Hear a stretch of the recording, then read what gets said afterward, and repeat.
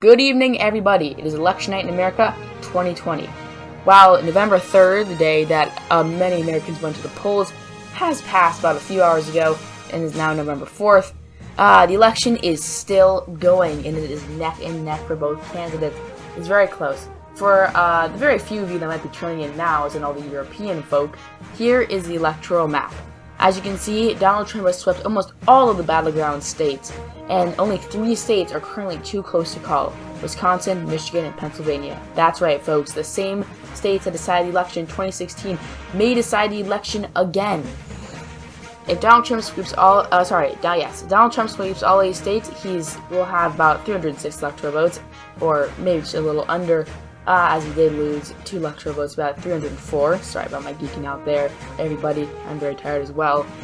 Yes, you'd have to win these states to win the election, along with Joe Biden. And, yes, very, very, very close, everybody. America is certainly going to have a very close election here tonight. State calls. We have some state calls, everybody.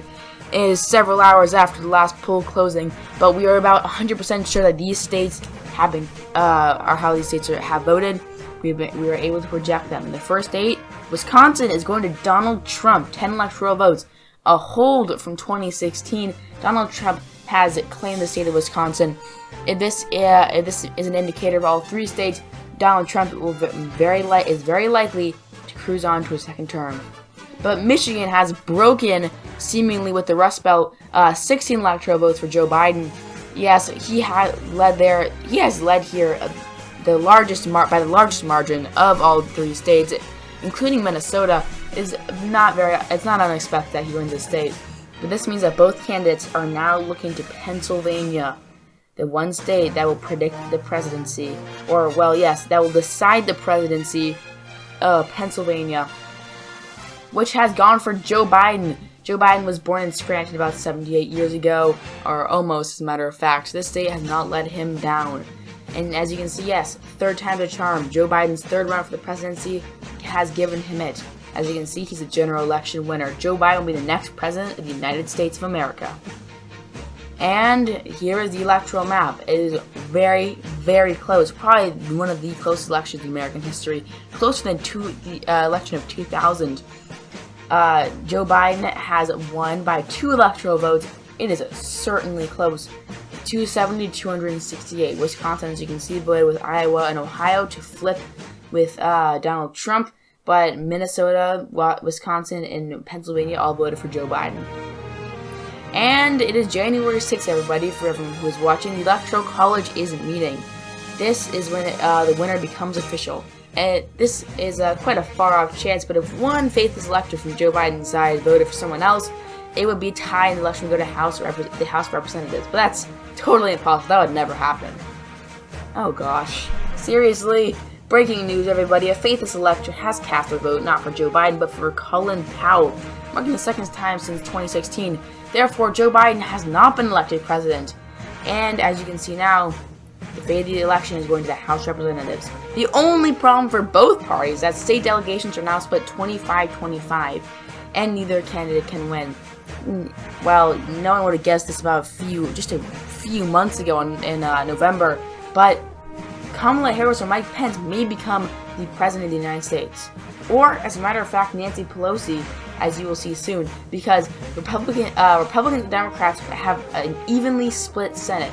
Kelly Loeffler cemented the split with her win in the special election. Many Democrats thought Ralph Warnock would win, giving the Democrats a majority, but it's tied 50-50.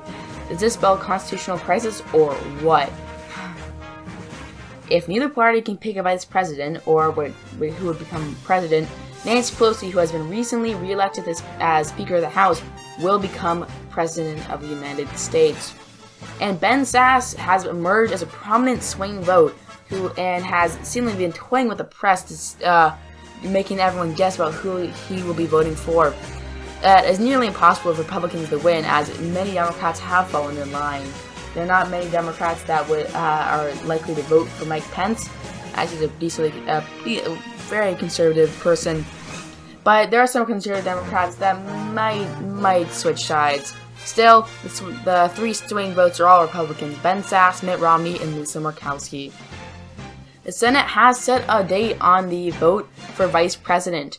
Mitch McConnell has seemingly had no success in finding Democrats that would defect to his side, while Chuck Schumer is trying to convince Lisa Murkowski, Ben Sasse, and Mitt Romney to vote for his candidate, Kamala Harris. Ben Sasse has released a statement saying he's likely to vote for Mike Pence, but Mitt Romney says he's still undecided. Their votes will be largely political, as many people close to Mitt Romney say he will likely run in 2024. He cannot appear to be a rhino, Republican in name only, and lose many Republican votes in the primary. Ben Sasse also needs to win re-election in 2026 and may even run in 2024 as well. Lisa Murkowski has said she will vote for Mike Pence as well. So yes, as you can see from the power, as many people have seen from the past few years, from the power, I apologize, everybody. As many people have seen in the past few years, the power of Trump is unprecedented. You come out against Donald Trump, you might not even win your primary. So these senators are very, very scared to vote for Kamala Harris. As you can see, the Senate will vote today. The votes will come in about an hour, and the Republicans have 48 votes, Democrats 50, and undecided 2. They're voting between Kamala Harris and Mike Pence, who will most likely become the president of the United States. As a matter of fact, Mike Pence is nearly out of the running. It's really between Kamala Harris and Nancy Pelosi. The Senate has voted, and they have voted along partisan lines. Ben Sasse and Mitt Romney have all fallen in line with their party, 50-50, Democrats and Republicans. Therefore, Nancy Pelosi is set to become the first female president of the United States.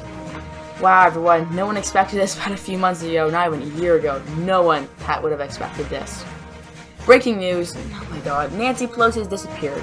Nancy Pelosi, set to be inaugurated as the first female president of the United States tomorrow, has disappeared from her house. Investigators have found evidence of an alien abduction?